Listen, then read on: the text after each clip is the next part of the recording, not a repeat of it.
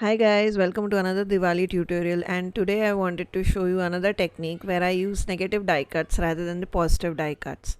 Now I don't know about you all, but I definitely don't enjoy die cutting as much as I enjoy stamping because it is much more time consuming and requires a little bit of effort. So whenever I throw those negative die pieces of paper, it really hurts my heart. So now and then I always try to make a card in which I can use those negative die cuts rather than just throwing them away. So in this particular card, I'll be using the negative die cut of the Diya dies, which I you must have seen my previous Diwali videos where I have used a ton of them. Now here for making the card, I start off with clear texture paste.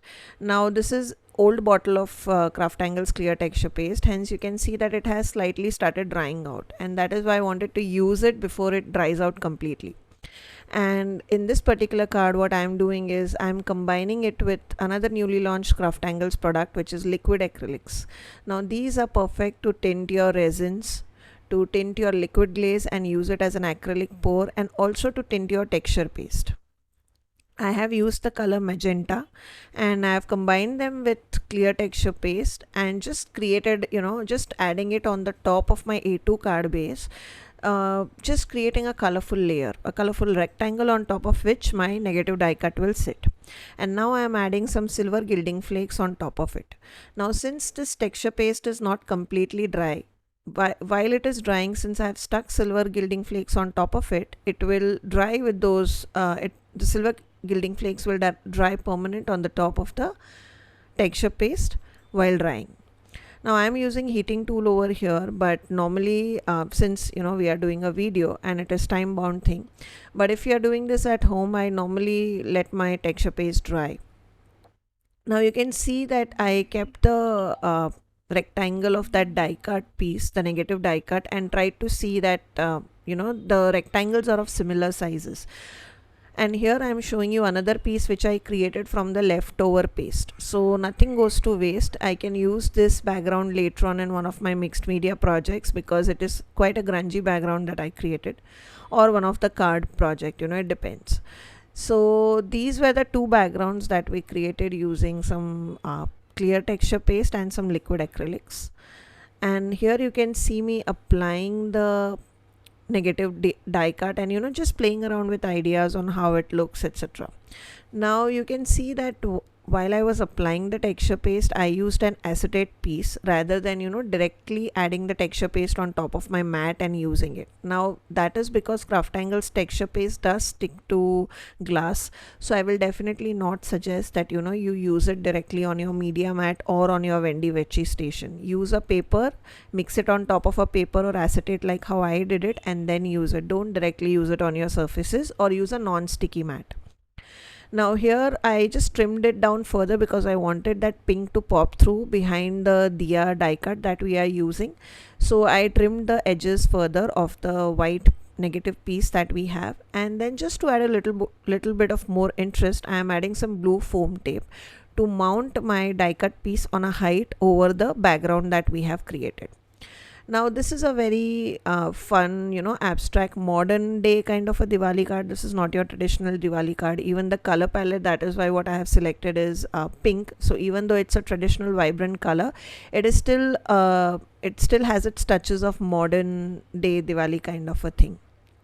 And for a little bit of glimmer, I have added silver rather than gold because I feel pink and silver is a good combination. Now here I still felt that the top of the white was missing some color, some pop of color. So what I did was I decided to use some lemon tart liquid watercolor. Now this is yellow in color, and I've just added some splatter of it. Now if you have been following my tutorials, I'm a splatter person. I like to add splatters on a lot of my projects, and just to create some color contrast, I have used yellow color and I added those splatters. So you can see it made the card all the more colorful, and it created a contrast of two pops of colors, which is pink and yellow.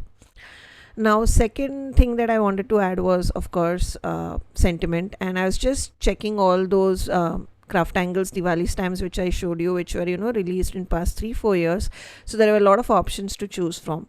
Finally, I decided to go with this particular sentiment, which is from the stamp set called Celebrating Diwali by Craftangles. And I'm basically embossing it on top of Craftangle's Midnight Black cardstock using some Ranger superfine embossing powder and Versamark watermark ink. Versafine watermark ink, sorry.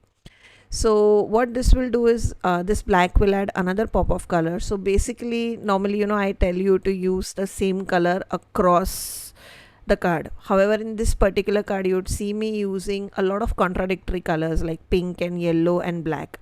So this is another way of designing. You can add a few pop of colors, and those colors can be contradictory. So what they do is they give a bold statement to a simple card.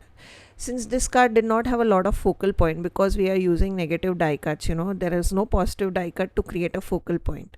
So what I did was I used my colors to my advantage, and I have used 3 contradictory colors to create the design layout and to emphasize on the design in the terms of colors rather than the focal point.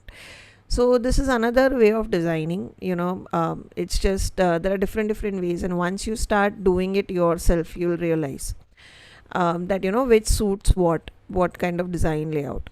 Now here I felt, just to ground the sentiments, I have added a silver strip of foiled sheets, like how I have done in my previous cards, just to tie in that silver throughout the card.